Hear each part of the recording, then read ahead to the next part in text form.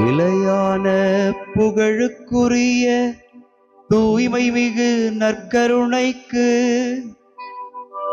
எல்லா காலமும்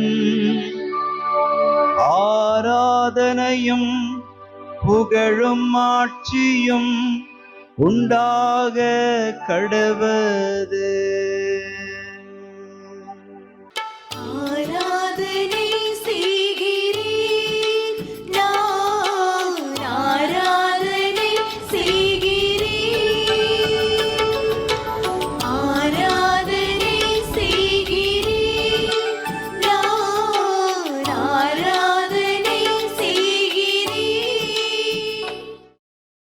ஆண்டவருக்குள் பிரியமான சகோதர சகோதரிகளே, இன்று ஆகஸ்ட் மாதம் 5ஆம் தேதி திங்கட்கிழமை.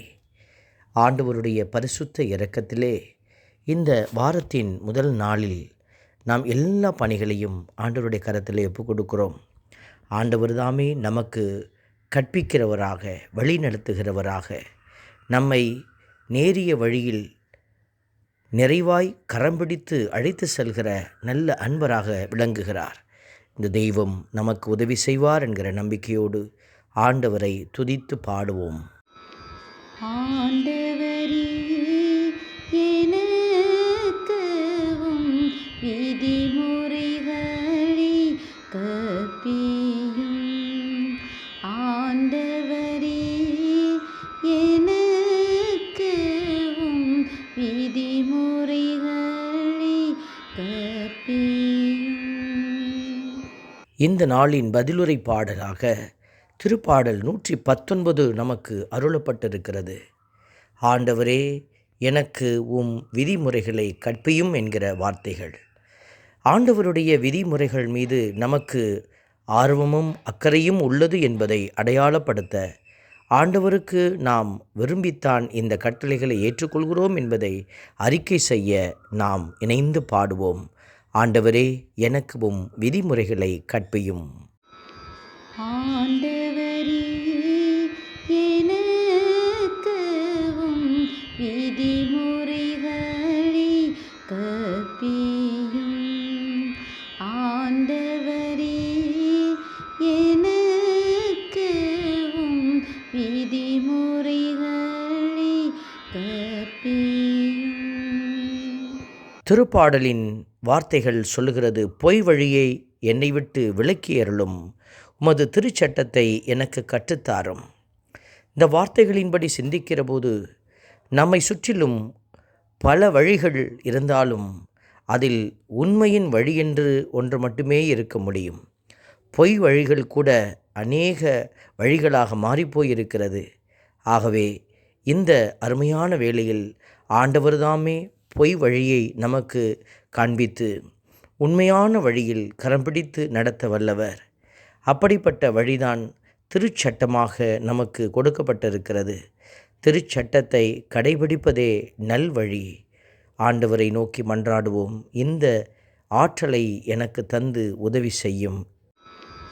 ஆண்டவரே எனக்கும் விதிமுறைகளை கற்பியும். ஆண்டவரே எனக்கும் விதிமுறைகளை கற்பியும். வார்த்தை சொல்லுகிறது, என் வாயினின்று உண்மையின் சொற்கள் நீங்க விடாதேயும், ஏனெனில் உம் நீதி நெறிகள் மீது நான் நம்பிக்கை வைத்துள்ளேன். ஆண்டவருடைய பிள்ளைகள் வாயிலிருந்து அநேக வார்த்தைகளை நாம் பேசுகிறோம்.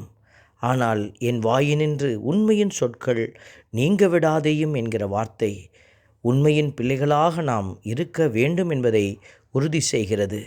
ஆகவே ஆண்டவருடைய பிள்ளைகள் உண்மையின் வார்த்தையை சொல்லி கடவுளை, நீதியுள்ள தெய்வத்தை மகிமைப்படுத்த எனக்கு ஆற்றல் தாரும் என்று மன்றாடுவோம்.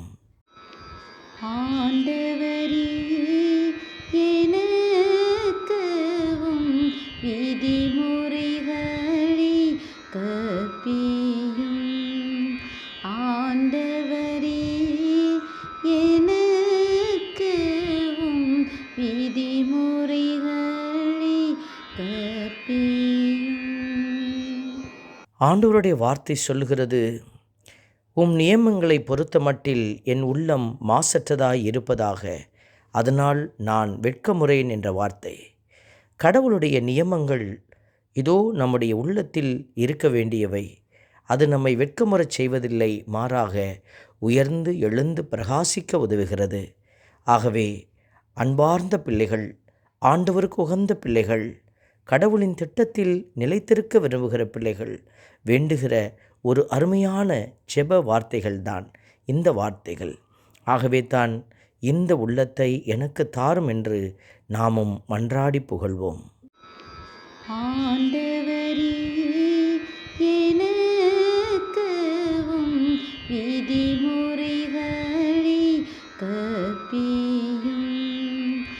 ஆண்டவரே எனக்கு உம் விதிமுறைகளை கற்பியும். அன்பின் பரமபிதாவே, நன்றியோடு உம்மை துதிக்கிறோம், உம்மை ஸ்தோத்தரிக்கிறோம். தீயோர் என்னை அழிக்க காத்திருக்கின்றனர், நானோ உம் ஒழுங்குமுறைகளை ஆழ்ந்து சிந்திக்கிறேன் என்கிற வார்த்தைகள்.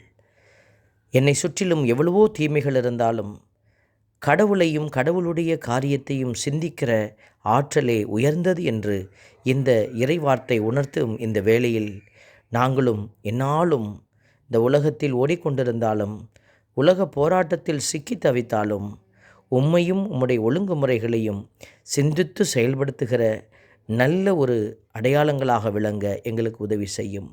உம்முடைய தெய்வீக கரத்தில் எங்களையும் உம்மை சார்ந்து வாழ விரும்புகிற ஒவ்வொரு பிள்ளைகளையும் ஒப்பு கொடுத்து செபிக்கிறோம். நீரே பிள்ளைகள் கால்கள் கல்லின் மேல் மோதாதபடி, அவர்கள் இடறி விழாதபடி நீரே பாதுகாத்து வழிநடத்தும். இயேசுவின் நாமம் எங்களில் மகிமை அடைவதாக. ஆமென். எல்லாம் வல்ல இறைவன், தந்தை, மகன், தூய ஆவியார் உங்களையும் உங்கள் குடும்பத்தையும் நிறைவாய் ஆசீர்வதிப்பாராக. ஆமென்.